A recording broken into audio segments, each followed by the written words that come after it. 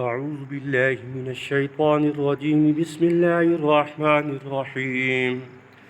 يا أيها الناس اتقوا ربكم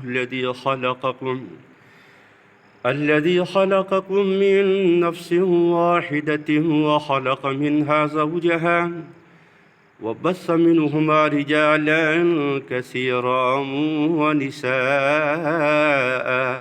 واتقوا الله الذي تساءلون به والأرحام إن الله كان عليكم رقيبا. وآتوا اليتامى أموالهم ولا تتبدلوا الخبيث بالطيب ولا تأكلوا أموالهم إلى أموالكم إنه كان حوبا كبيرا. وإن خفتم ألا تقسطوا في اليتامى فانكحوا ما طاب لكم من النساء مثنى وثلاث ورباع. فإن خفتم ألا تعدلوا فواحدة أو ما ملكت أيمانكم ذلك أدنى ألا تعولوا. وآتوا النساء صدقاتهن نحلة فإن طبن لكم عن شيء منه نفسا فكلوه هنيئا مريئا. ولا تؤتوا السفهاء أموالكم التي جعل الله لكم قياما وارزقوهم فيها واكسوهم وقولوا لهم قولا معروفا. وابطلوا اليتامى حتى إذا بلغوا النكاح فإن آنستم منهم رشدا فادفعوا إليهم أموالهم ولا تأكلوها إسرافا وبدارا أن يكبروا. ومن كان غنيا فليستعفف ومن كان فقيرا فليأكل بالمعروف.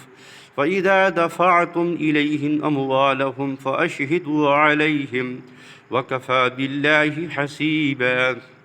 للرجال نصيب مما ترك الوالدان والأقربون وللنساء نصيب مما ترك الوالدان والأقربون مما قل منه أو كثر نصيبا مفروضا. وإذا حضر القسمة أولو القربى واليتامى والمساكين فارزقوهم منه وقولوا لهم قولا معروفا. وليخشى الذين لو تركوا من خلفهم ذرية ضعافا خافوا عليهم فليتقوا الله وليقولوا قولا سديدا. إن الذين يأكلون أموال اليتامى ظلما إنما يأكلون في بطونهم نارا وسيصلون سعيرا. يوصيكم الله في أولادكم للذكر مثل حظ الأنثيين فإن كن نساء فوق اثنتين فلهن ثلثا ما ترك وإن كانت واحدة فلها النصف. ولأبويه لكل واحد منهما السدس مما ترك إن كان له ولد فإن لم يكن له ولد وورثه أبواه فلأمه الثلث فإن كان له إخوة فلأمه السدس من بعد وصية يوصي بها أو دين. آباؤكم وأبناؤكم لا تدرون أيهم أقرب لكم نفعا فريضة من الله إن الله كان عليما حكيما. ولكم نصف ما ترك أزواجكم إن لم يكن لهن ولد فإن كان لهن ولد فلكم الربع مما تركن من بعد وصية يوصين بها أو دين. ولهن الربع مما تركتم إن لم يكن لكم ولد فإن كان لكم ولد فلهن الثمن مما تركتم من بعد وصية توصون بها أو دين. وإن كان رجل يورث كلالة أو امرأة وله أخ أو أخت فلكل واحد منهما السدس فإن كانوا أكثر من ذلك فهم شركاء في الثلث من بعد وصية يوصى بها أو دين غير مضار، وصية من الله، والله عليم حليم. تلك حدود الله، ومن يطع الله ورسوله يدخله جنات تجري من تحتها الأنهار خالدين فيها، وذلك الفوز العظيم. ومن يعص الله ورسوله ويتعد حدوده يدخله نارا خالدا فيها وله عذاب مهين. واللاتي يأتين الفاحشة من نسائكم فاستشهدوا عليهن 4 منكم، فإن شهدوا فأمسكوهن في البيوت حتى يتوفاهن الموت أو يجعل الله لهن سبيلا. واللذان يأتيانها منكم فآذوهما، فإن تابا وأصلحا فأعرضوا عنهما، إن الله كان توابا رحيما. إنما التوبة على الله للذين يعملون السوء بجهالة ثم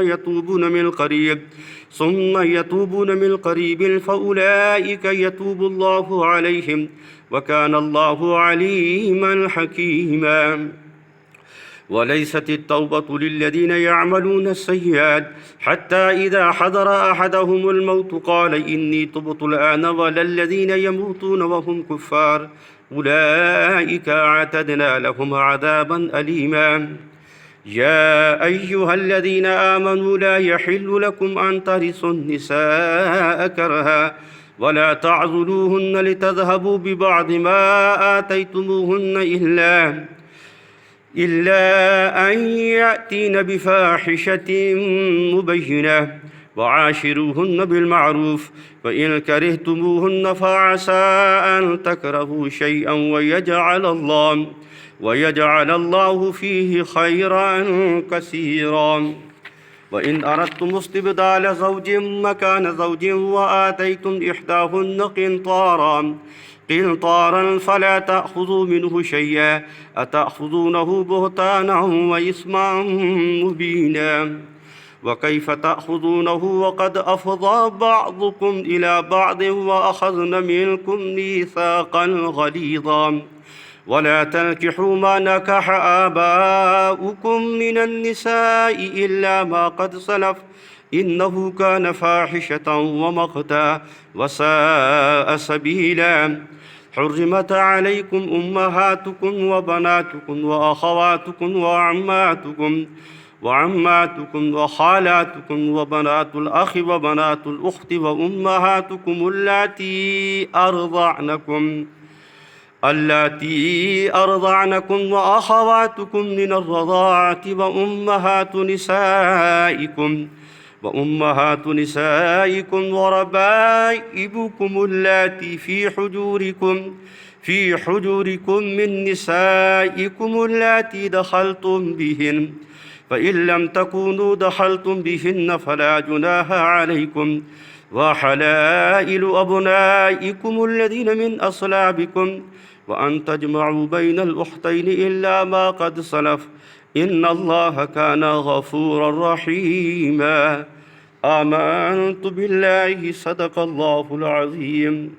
اللهم صل على محمد النبي الأمي وعلى آله وسلم تسليما. اللهم صل على محمد وعلى آل محمد كما صليت على إبراهيم وعلى آل إبراهيم إنك حميد مجيد. اللهم بارك على محمد وعلى آل محمد كما باركت على إبراهيم وعلى آل إبراهيم إنك حميد مجيد. اللهم أعنا على ذكرك وشكرك وحسن عبادتك يا أرحم الراحمين، يا راحم المساكين، يا ذا القوة المتين، يا أول الأولين، يا آخر الآخرين. اللهم لا مانع لما أعطيت ولا معطي لما منعت ولا ينفع ذا الجد منك الجد.